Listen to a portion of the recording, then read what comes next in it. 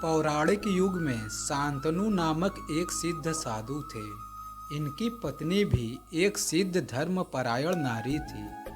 बात उस समय की है जब शांतनु और उनकी पत्नी बहुत वृद्ध हो चुके थे और उनकी आंखों की रोशनी भी चली गई थी।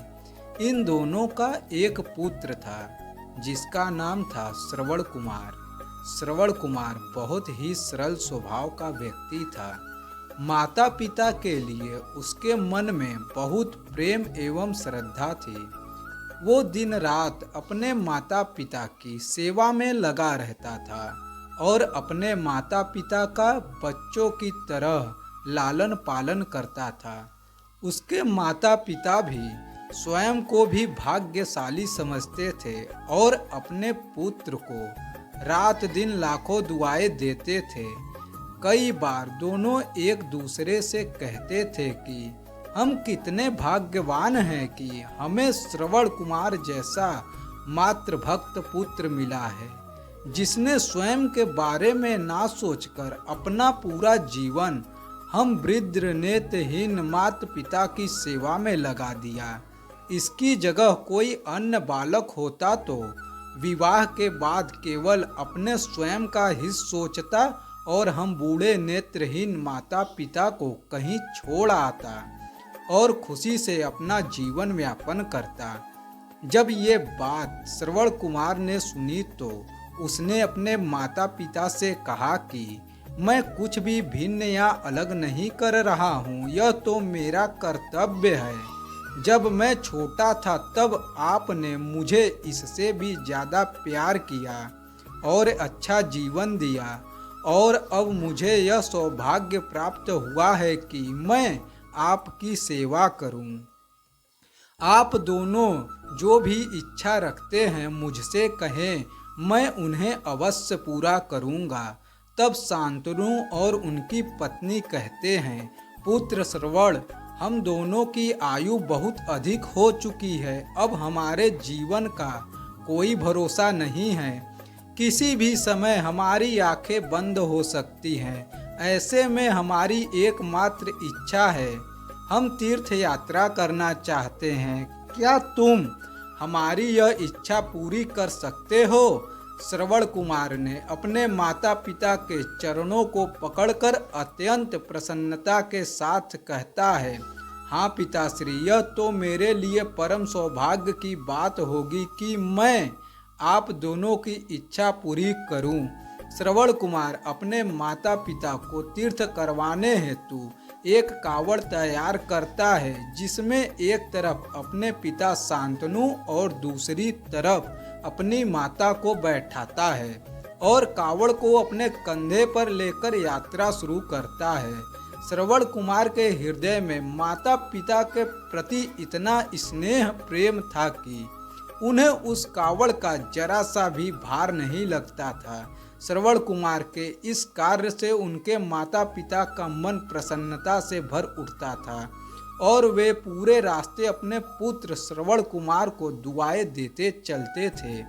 रास्ते में चलते समय जब श्रवण कुमार अयोध्या नगरी पहुँचे तब उनके माता पिता श्रवण कुमार से कहते हैं कि उन्हें प्यास लगी है।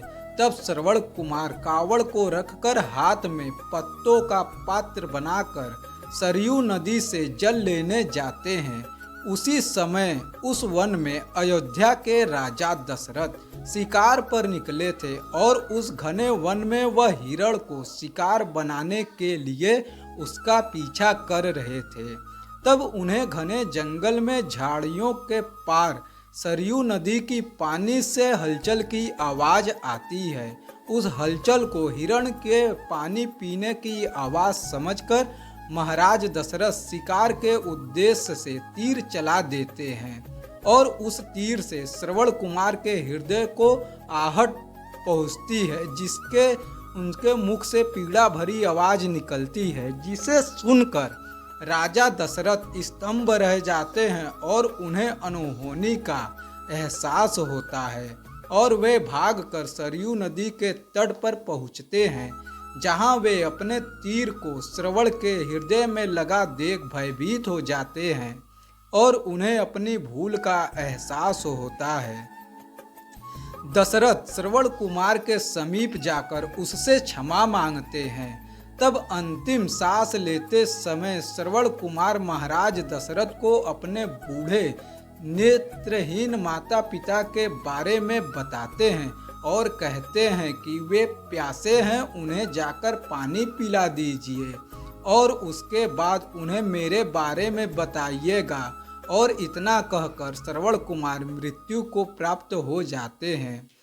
दुखी हृदय के साथ महाराज दशरथ श्रवण कुमार के माता पिता के पास जाते हैं और उन्हें पानी देते हैं।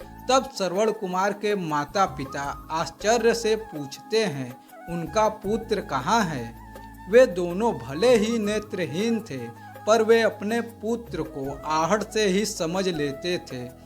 तब राजा दशरथ श्रवण कुमार के माता पिता के प्रश्नों को सुनकर उनके चरणों में गिर जाते हैं और बीती घटना को विस्तार से कहते हैं। पुत्र की मृत्यु की खबर सुनकर श्रवण कुमार के माता पिता रोने लगते हैं और दशरथ से उन्हें अपने पुत्र के पास ले जाने को कहते हैं। महाराज दशरथ कावड़ उठाकर दोनों माता पिता को श्रवण के शरीर के पास ले जाते हैं। माता पिता बहुत जोर जोर से विलाप करने लगते हैं। उनके विलाप को देख महाराज दशरथ को अत्यंत ग्लानि का आभास होता है और वे अपनी करनी की क्षमा याचना करने लगते हैं। लेकिन दुखी पिता शांतनु महाराज दशरथ को श्राप देते हैं कि जिस तरह मैं शांतनु पुत्र वियोग में मरूंगा, उसी प्रकार तुम भी पुत्र वियोग में मरोगे। इतना कहकर दोनों माता पिता अपने शरीर को त्याग कर मृत्यु को प्राप्त हो जाते हैं। महाराज दशरथ श्राप मिलने से अत्यंत व्याकुल हो जाते हैं और कई वर्षों बाद जब उनके पुत्र राम का राज्य अभिषेक होता है, तब माता कैकेयी के वचनों के कारण राम, सीता और लक्ष्मण को 14 वर्षों का वनवास स्वीकार करना पड़ता है और इस तरह महाराज दशरथ की मृत्यु भी पुत्र वियोग में होती है। अपने अंतिम दिनों में उन्हें शांतनु के कहे शब्द याद आते हैं और वे राम के वियोग में अपना शरीर त्याग देते हैं। यह थी श्रवण कुमार की कहानी। अपने माता पिता की भक्ति के कारण ही श्रवण कुमार पुराणों में जीवित है। श्रवण कुमार सदैव अपनी मातृभक्ति के लिए जाने जाते हैं। उन्हीं की कहानी सुनाकर माता पिता अपने बच्चों को संस्कारित करते हैं। दोस्तों, आपको यह वीडियो अच्छा लगा हो तो हमारे आरके इंडियन मोटिवेशनल को लाइक एंड सब्सक्राइब करें। जय हिंद, जय श्री राम।